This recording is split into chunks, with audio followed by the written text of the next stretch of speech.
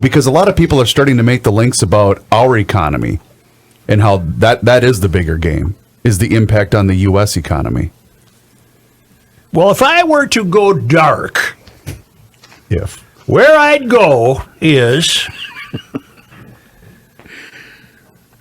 if we don't have fuel that's affordable for Americans, we don't have an economy. It will grind to a halt if we can't move. If you can't move, you can't work. If you can't work, you can't make any money. If you can't make any money, you stop buying things.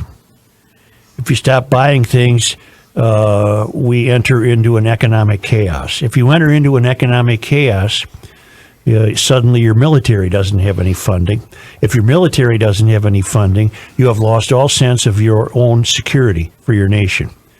So if you lose all security, then you're ripe for the picking for whoever wants to take you over.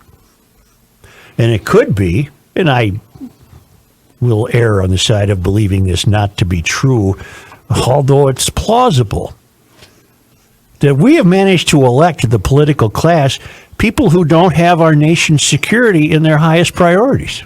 Mm-hmm. What could be a higher priority than our nation's security? Nothing. Well, I think we have people who don't believe that. No, they publicly and openly fought against it. Mm-hmm. Do you think, just to try to shed some light on your darkness, there reaches a point where those people go, "Oh, wait, stop! We're in trouble here. We may lose our country if we don't, open up oil reserves, that sort of thing." Have you heard any inkling along those lines? Well, not really. No, none so far. John, wouldn't you think that that's where we're at right now? Not yet. No, Not yet? I don't Okay. think so. Well, it wasn't. Joe, yesterday you quoted, and boy, I can't remember if it was on or off the air. You talked about some known liberal celebrities who were publicly announcing that we should go in there. Now, No, that was John doing that. That was me. Yeah. That was you, okay. But it was all based on emotions, correct, John? Oh, totally. Yeah, well, on emotions of seeing the film they're seeing, the people dying in the streets, the woman and her 2 kids who got shot the other day, the hospital getting bombed. How about the dad discovering his wife and 2 kids were killed via a tweet?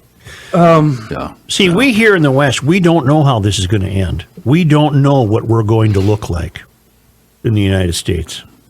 This is a definitive moment in post-Cold War history. Mm-hmm.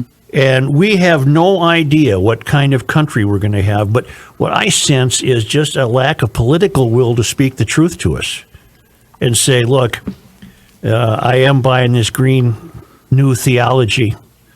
By the way, a fellow pointed out to me yesterday,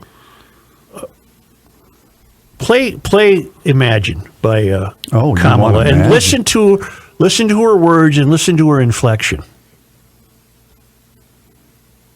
Imagine a future, the freight trucks that deliver bread and milk to our grocery store shelves, and the buses that take children to school and parents to work. Imagine all the heavy-duty vehicles that keep our supply lines strong and allow our economy to grow. Imagine that they produced zero emissions. Well, you all imagined it. That's why we're here today, because we have the ability to see what can be, unburdened by what has been, and then to make the possible actually happen. She has allowed this to become her religion. That almost sounds like a prayer of consecration. Imagine zero emissions. Well, you all made it happen. It might as well be a homily. Well, it sounds to me like she's been sitting at the CC Club all day.